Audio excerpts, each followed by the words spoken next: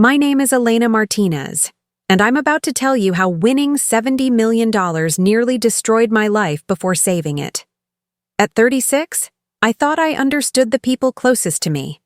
I'd been working as a senior policy analyst at the Department of Health and Human Services for 9 years, earning $850 to help my parents Frank and Carmen with their Bethesda mortgage, covered my sister Lucia's remaining Georgetown tuition payments, and funded my 17-year-old brother Miguel's SAT prep classes.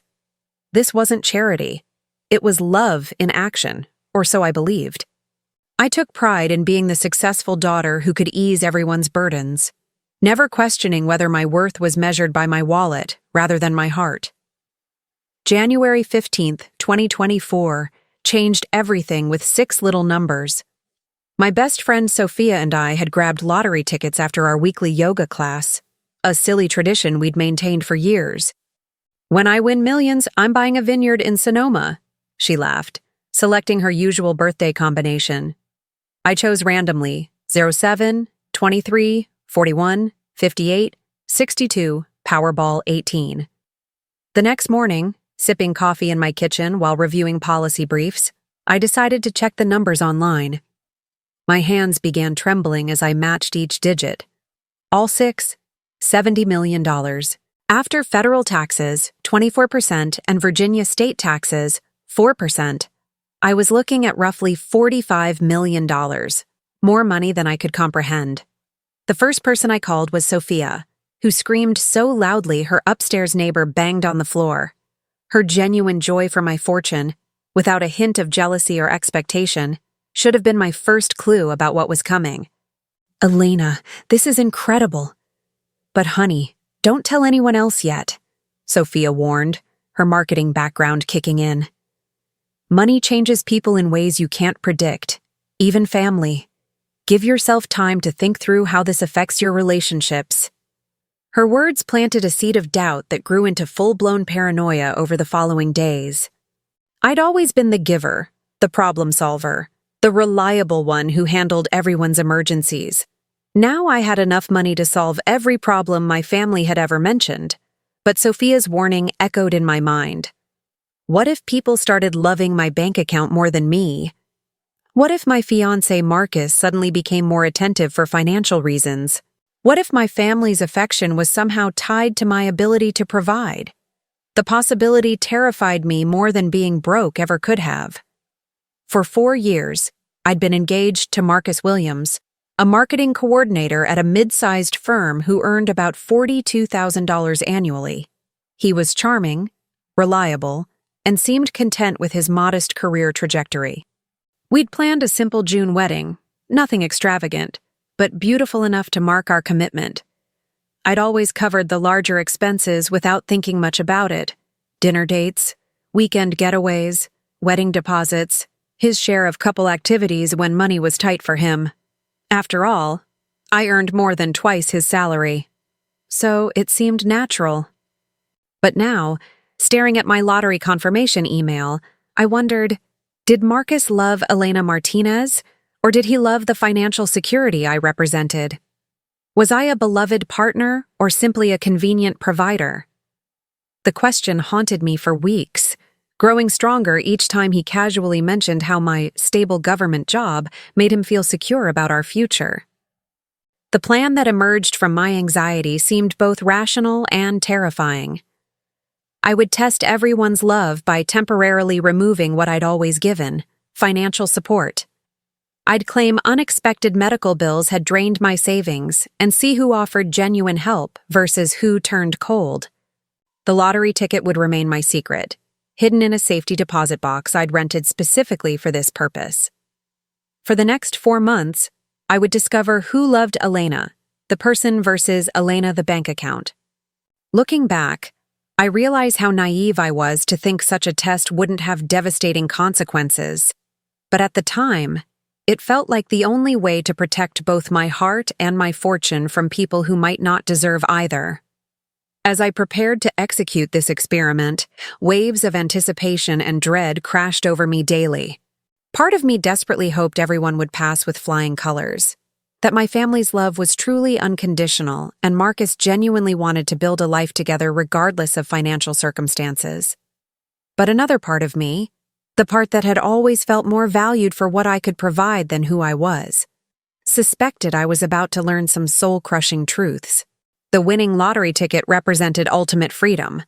But first, it would serve as a key to unlock the real hearts of everyone I held dear.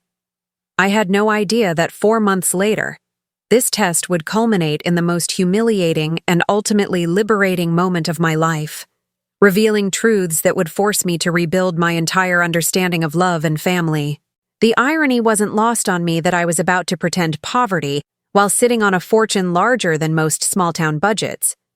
But sometimes the truth requires deception, and I was about to discover truths that would shatter my world before rebuilding it stronger than ever. The test was about to begin, and I had no idea how much it would cost me emotionally before revealing the true price of authentic love.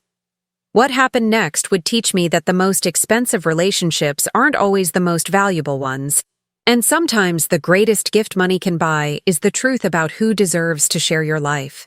The first crack in my family's facade appeared during a seemingly innocent phone call with my mother Carmen in late January.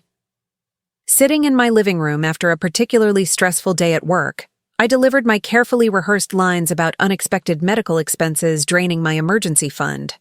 "Mom, I'm so sorry, but I won't be able to send the monthly mortgage help for a while. I've had some serious financial setbacks." The silence stretched so long, I wondered if the call had dropped. When she finally spoke, her voice carried a chill I'd never heard before. "Elena, what kind of medical expenses? You have government insurance. Are you being irresponsible with money?" Not once did she ask if I was okay, if I needed emotional support, or how she could help her daughter through a difficult time. Instead, she immediately questioned my character and fiscal responsibility, as if 8 years of faithful support meant nothing. What followed was even more disturbing. "Your father and I have made commitments based on your help. We've already planned our spring home improvements and committed to your cousin Maria's wedding expenses." The conversation revealed a truth I'd been blind to. My monthly contributions weren't acts of love being gratefully received, but expected payments that had become part of their budget planning. When I suggested they might need to adjust their spending or consider a small loan, Carmen's response stunned me. "You've always been the responsible one, Elena. This isn't like you. Maybe you should talk to someone about financial planning."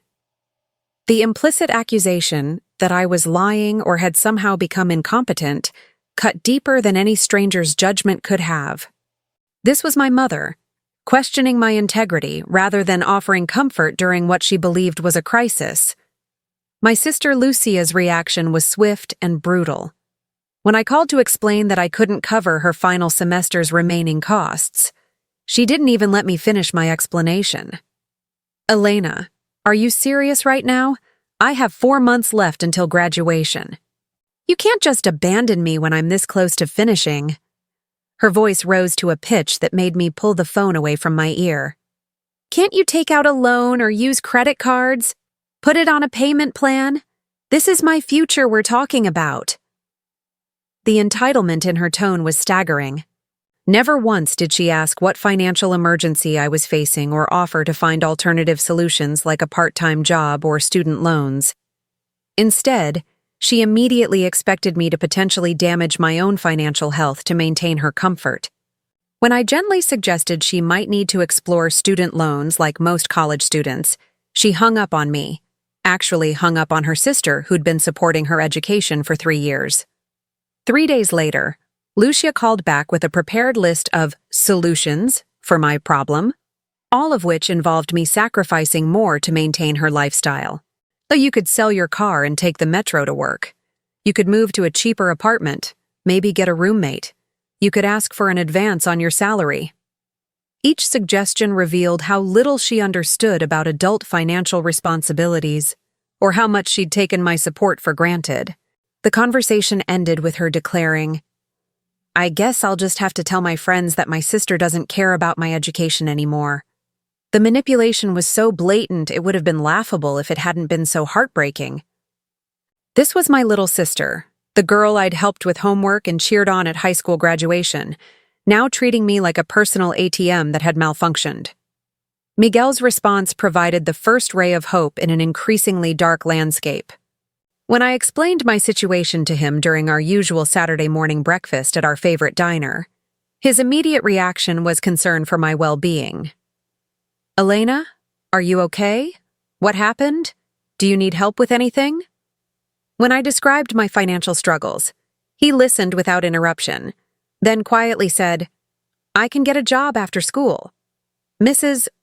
Rodriguez next door has been asking if I know anyone who could help with her yard work on weekends." Within a week, he'd found employment at the local Safeway, working weekend shifts and some evenings. Not only did he stop asking for money, but he actually insisted on contributing to gas when I drove him places. "We're family," he said simply when I protested his contributions. "When one of us struggles, we all help." His 17-year-old wisdom and maturity stood in stark contrast to our parents' and sister's reactions. Marcus's transformation was the most devastating because it was so gradual and insidious. When I first mentioned scaling back our wedding plans due to financial constraints, he seemed understanding, even supportive. "Han, of course, babe. We'll figure it out together." But over the following weeks, subtle changes emerged that grew more obvious daily. Our dinner dates shifted from restaurants to coffee shops, then to fast food places, then to staying in with takeout I was expected to pay for. When I suggested we split dinner checks, his discomfort was palpable. "Elena, you know I'm between commission periods right now," he'd say, even though his salary was consistent monthly. He began making passive-aggressive comments about my financial crisis, often in front of others. "Well, we would have gone to that new steakhouse, but Elena's having money troubles," he'd announced to friends, as if my struggles were somehow embarrassing him personally. The breaking point came during what should have been a romantic evening at home. Marcus had suggested cooking dinner together, which I thought was sweet, until I realized he expected me to buy all the groceries for his contribution to our financial situation. As we sat eating pasta with jarred sauce, a far cry from our usual meals out, he brought up our future with a tone that chilled me. "You know, Elena, I've been thinking about whether this is the right time for us to get married.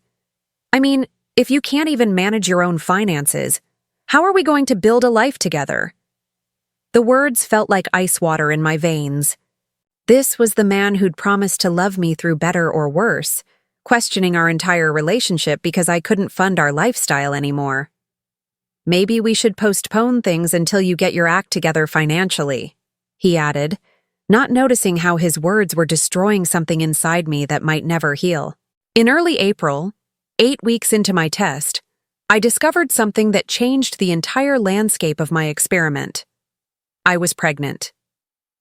Staring at the positive pregnancy test in my office bathroom during lunch break, I felt a rush of emotions that had nothing to do with lottery tickets or family loyalty tests. This was life, real and growing inside me, and suddenly my elaborate charade felt simultaneously more important and more cruel.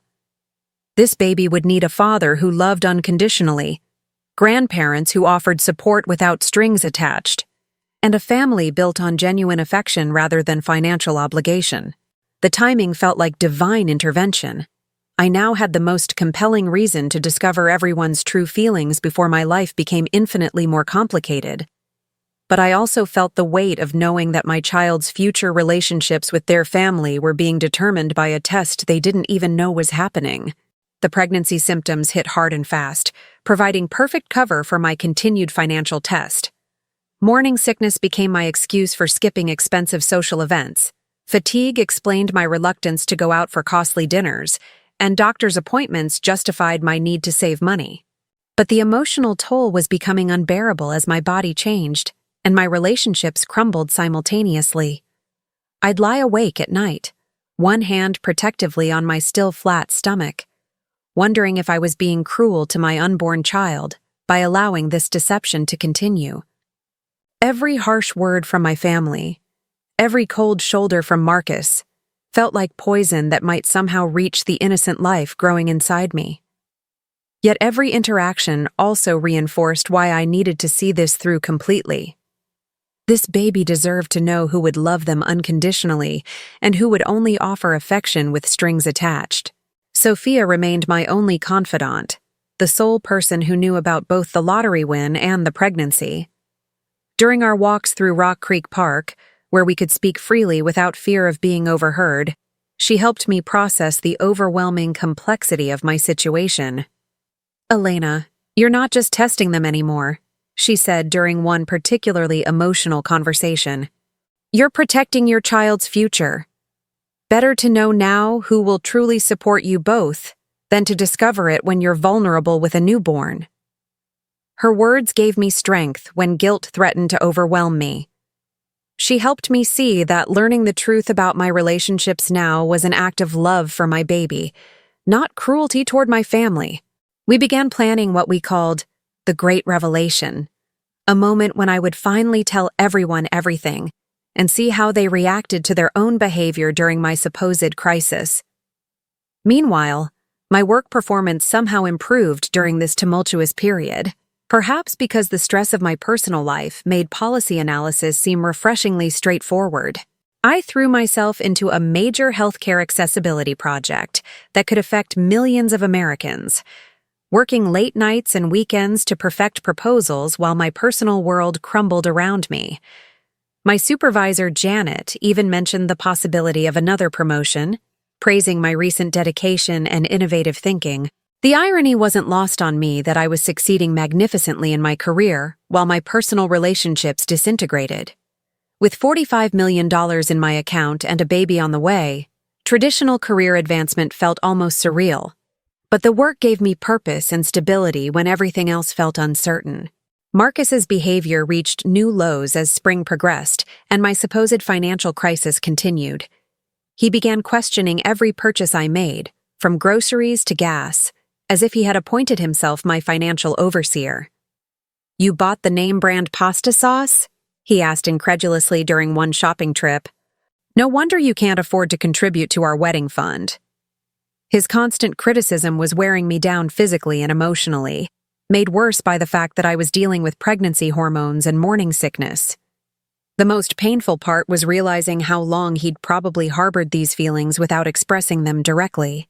Our entire relationship had been built on an unequal financial foundation that I'd been too generous, or perhaps too naive, to recognize. Now that foundation was cracking, and the whole structure was collapsing around us. The changes in Marcus weren't just about money. They revealed fundamental character flaws I'd somehow overlooked during 4 years together. He became dismissive of my opinions, as if my supposed financial irresponsibility had somehow diminished my intelligence. He started making decisions about our future without consulting me, announcing changes to our wedding plans or living arrangements, as if I no longer had equal say in our relationship. Most disturbing was how he discussed our situation with others, painting himself as the long-suffering partner dealing with an incompetent fiancé. I overheard him telling his friend Jake, "I love Elena, but she's just not practical about money. I'm starting to wonder if she can handle adult responsibilities." The betrayal of hearing him discuss our private struggles while portraying himself as the victim was almost unbearable. As my birthday approached in late May, I knew the time had come to end this charade and reveal everything. I planned an intimate dinner at Romano's, the Italian restaurant where Marcus had proposed 2 years earlier, thinking the sentimental location might soften whatever drama was about to unfold. The plan was elegant in its simplicity. I would announce my pregnancy first, allowing everyone a moment of joy and celebration, then reveal the lottery win and explain my 4-month test. Finally, I would address how each person had treated me during my supposed crisis and establish clear boundaries for our relationships moving forward. The plan seemed perfect in theory, but as the date approached, I felt increasingly nervous about the potential fallout. I had no idea that instead of controlling the revelation, I was walking into an ambush that would make my careful planning irrelevant and force me to improvise the most important moment of my life. May 22nd dawned gray and drizzly, matching my emotional state as I prepared for what I knew would be the most pivotal dinner of my life. I chose a flowing emerald dress that concealed my slight bump while making me feel confident and powerful. I would need both qualities for what was coming. Standing before my bedroom mirror, I practiced announcing my pregnancy, then revealing the lottery win, then addressing everyone's behavior during my test. The words felt heavy in my mouth, weighted with 4 months of accumulated hurt and disappointment. I had no idea that my carefully orchestrated revelation would be hijacked before I even had a chance to speak. Turning my birthday dinner into a public execution, I never saw coming. The atmosphere at Romano's was tense from the moment everyone arrived. I'd invited 8 people: my parents Frank and Carmen, siblings Lucia and Miguel, Marcus and his mother Patricia, plus my loyal friends Sophia and Amanda. The seating arrangement should have been my first clue. Something was wrong. Marcus had somehow maneuvered things so that he and his mother sat directly across from me, with my parents flanking them like a tribunal. Lucia positioned herself where she could see everyone's reactions, and only Miguel, Sophia, and Amanda seemed genuinely happy to be celebrating my birthday. The conversation was stilted and awkward, with several people checking their phones and avoiding eye contact with me. I attributed the strange energy to the financial tensions of recent months, having no idea that some kind of intervention had been planned without my knowledge. As we waited for the main course, Marcus cleared his throat in a way that made everyone look at him expectantly. My heart started racing as I wondered if he was about to make some grand romantic gesture, perhaps proposing again or announcing his commitment despite our recent struggles. Instead, his expression was serious, almost stern, as he began speaking in a voice loud enough for nearby tables to hear. "Elena, I've been doing a lot of thinking about our relationship lately, and I've talked with both our families about some concerns we all share." The word families hit me like a physical blow. He'd been discussing our private issues with my parents, behind my back. "I don't think this relationship is working anymore. You've become financially irresponsible and unreliable. I can't build a future with someone who can't manage money or plan ahead properly." The words that followed felt like they were happening to someone else, like I was watching a movie of my own humiliation.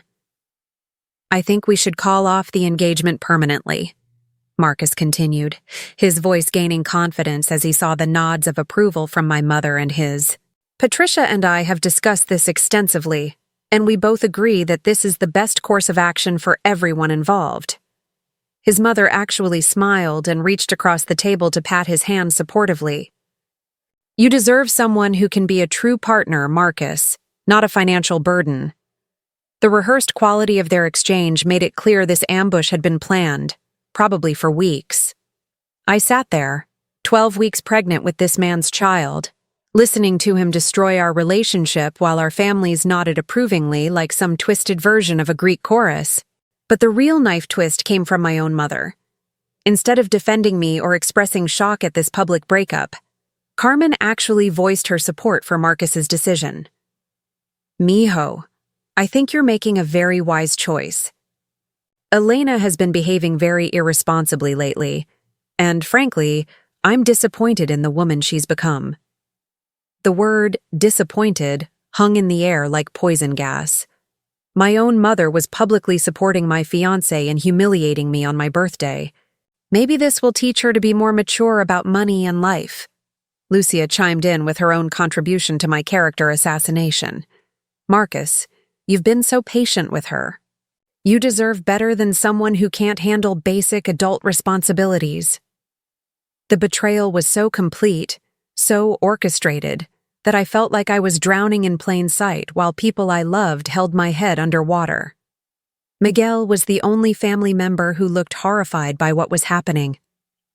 "This is Elena's birthday dinner. How can you all be so cruel?" His young voice cracked with emotion, but he was immediately shushed by our father.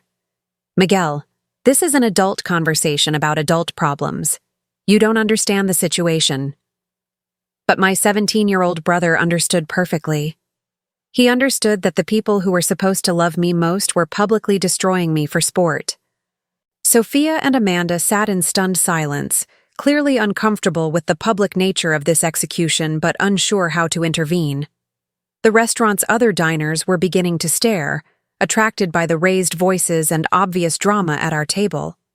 I realized that not only was my relationship ending, but it was ending as public entertainment for strangers. As Marcus finished his prepared speech about my supposed shortcomings, and the table sat in expectant silence, something inside me finally snapped. 4 months of pretending to be broke, of watching people I loved turn cold and cruel, of questioning my own worth. It all crystallized into a moment of perfect clarity. I slowly stood up, my hand instinctively moving to protect my stomach and the life growing inside me. These people had no idea what they were throwing away. They were rejecting not just me, but the $45 million I'd been planning to share with them, and the grandchild or niece or nephew I was carrying. "Thank you all for making this so clear," I said, my voice surprisingly steady despite the tears I refused to let fall. "Before anyone finalizes their opinions about my character or my future, I have 2 things to tell you that might change your perspective." I reached into my purse and pulled out my phone, opening it to the screenshot I'd saved of my lottery confirmation. 4 months ago, I won $70 million in the Virginia Powerball lottery. After taxes, I have $45 million sitting in my investment accounts.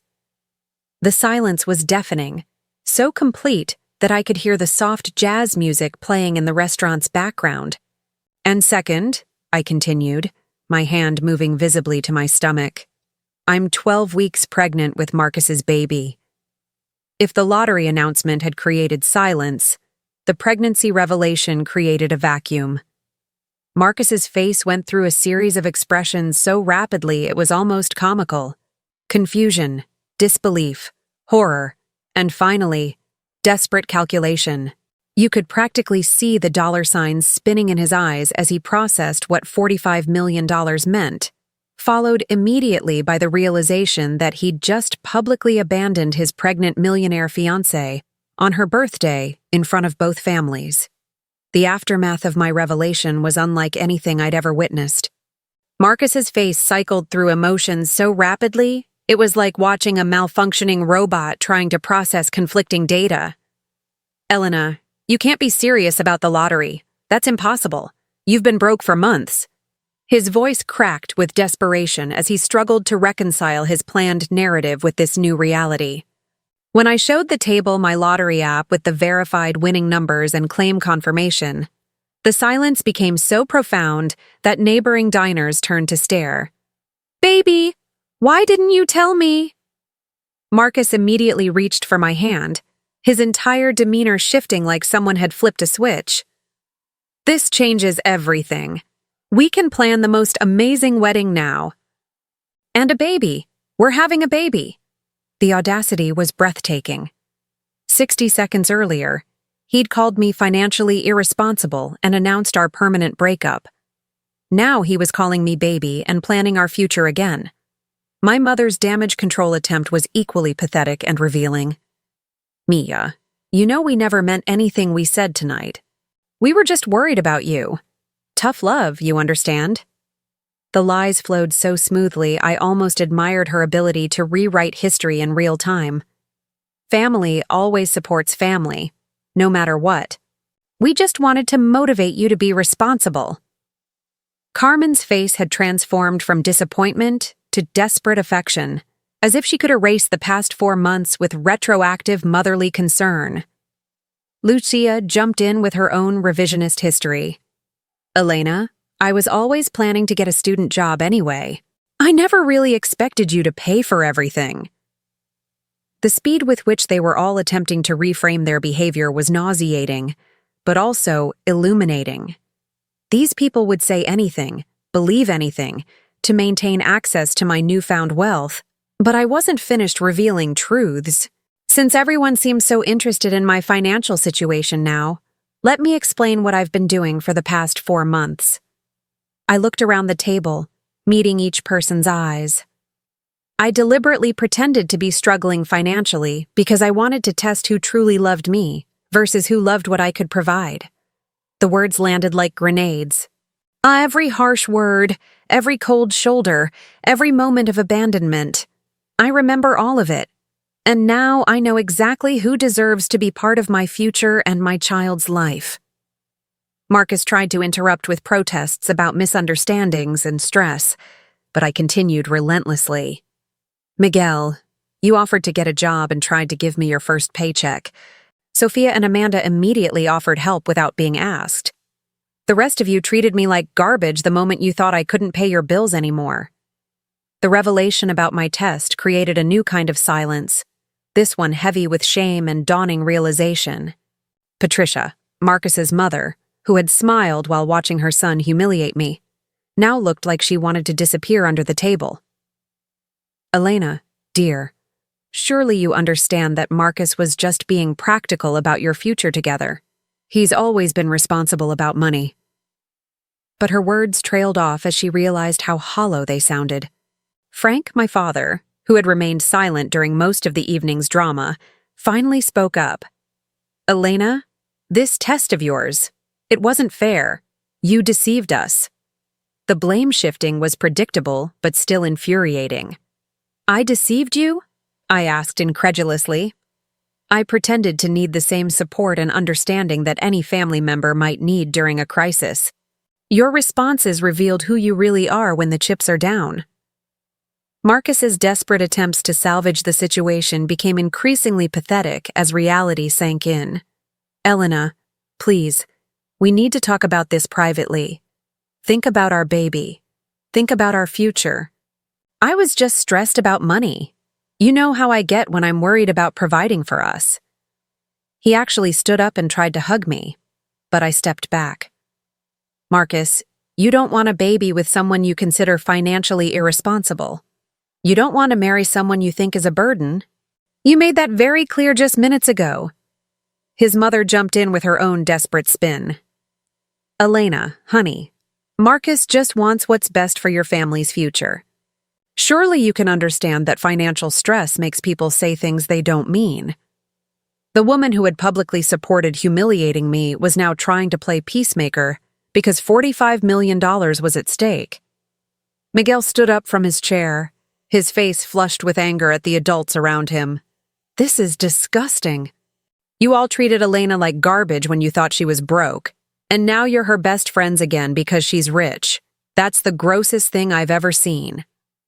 His 17-year-old moral clarity cut through all the adult rationalization and excuse-making. Elena, you don't owe any of them anything.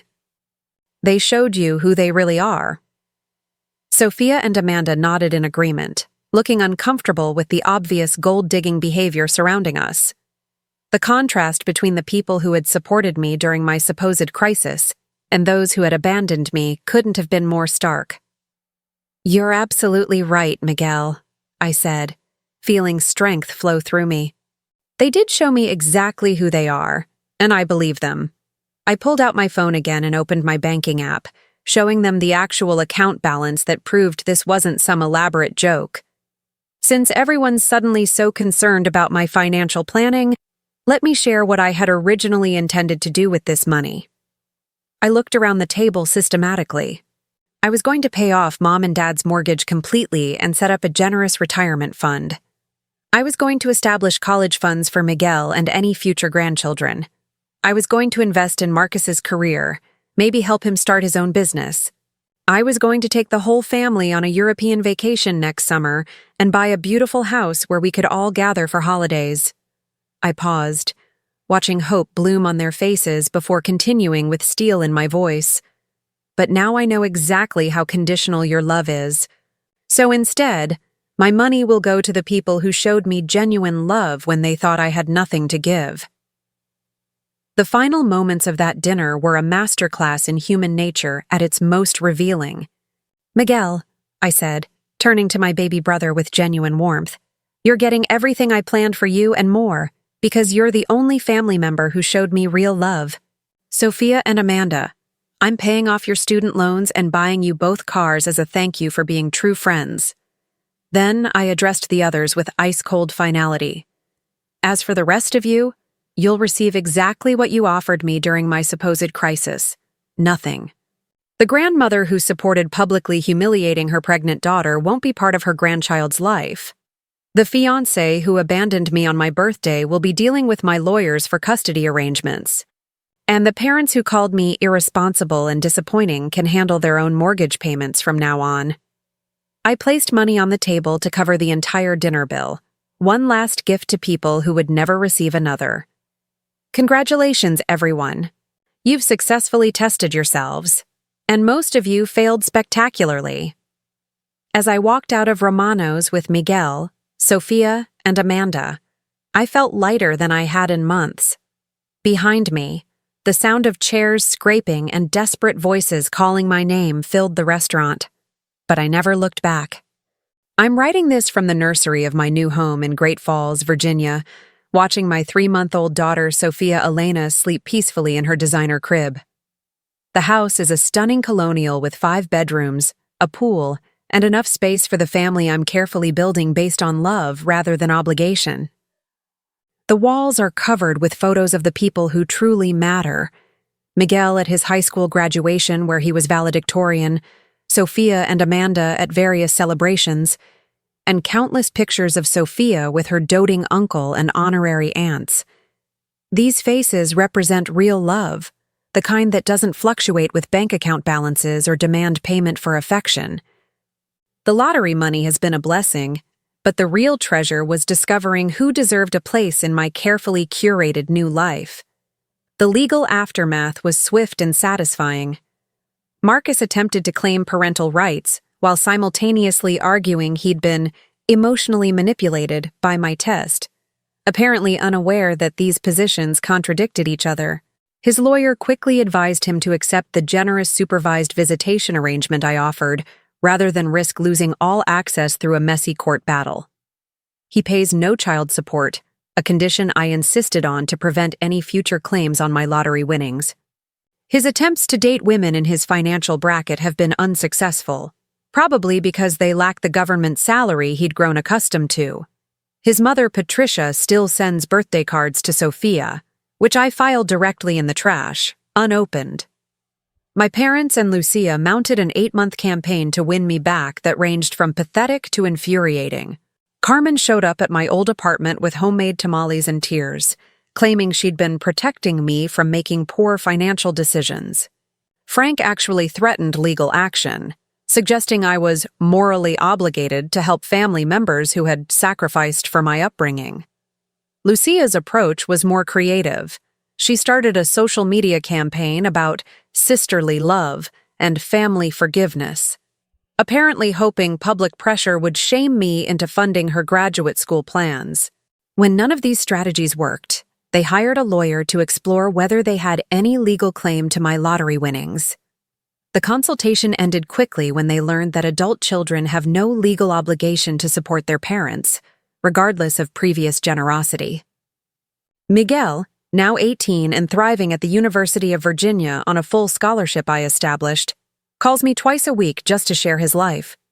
He's studying biomedical engineering and dating a lovely girl named Sarah, who treats him with the kindness he deserves. When he brings her to our monthly family dinners, I see the healthy relationship dynamics I want Sophia to expect from her future partners. His maturity and wisdom continue to amaze me. He recently told me, "Elena, you didn't test their love. You revealed who they'd always been." He's absolutely right. The lottery didn't change anyone's character. It simply amplified their existing traits and removed their ability to hide their true motivations. Sophia and Amanda have become Sophia's godmothers and my closest confidants in navigating single motherhood with unlimited resources. Paying off their student loans was one of my first acts with the lottery money, and watching their faces when I handed them the paid-in-full notices remains one of my happiest memories. They were there for every doctor's appointment during my pregnancy, threw me a baby shower where every guest was someone who genuinely earned their place in my life, and take turns babysitting when I need adult time. Their friendship has been worth more than any amount of money. proving that the most valuable relationships can't be bought. They can only be earned through loyalty, kindness, and genuine love. Sophia will grow up wealthy, but more importantly, she'll grow up understanding the difference between conditional and unconditional love. I've already started writing letters for her to read when she's older, explaining the tests that revealed her true family and the lessons I learned about the real cost of relationships. She'll inherit millions, but she'll also inherit the wisdom to recognize people who love her for who she is versus what she can provide. The framed lottery ticket in my home office serves as a daily reminder that money reveals truth rather than creating it, and that sometimes the most expensive lesson you can learn is discovering who truly deserves your trust, love, and generosity. The greatest irony of my story is that winning $70 million ultimately cost me most of my family, but it gave me something far more valuable: the knowledge of what real love looks like and the freedom to build relationships based on authenticity rather than obligation. Sophia will never wonder if someone loves her for her bank account, because she'll have been raised by people who proved their love when they thought there was nothing to gain. That lesson alone is worth more than any lottery jackpot, and it's the only inheritance that truly matters. So, what did you think of Elena's story? Was she right to test her family, or did she go too far? I wonder how I would react in a situation like that. Leave a comment and let me know what you would do if you won the lottery. Would you tell your family right away, or take a test like Elena's? We love reading your comments. Your stories and opinions always enrich our videos. If you enjoyed this story and want more content like this, don't forget to subscribe to the channel and activate the bell.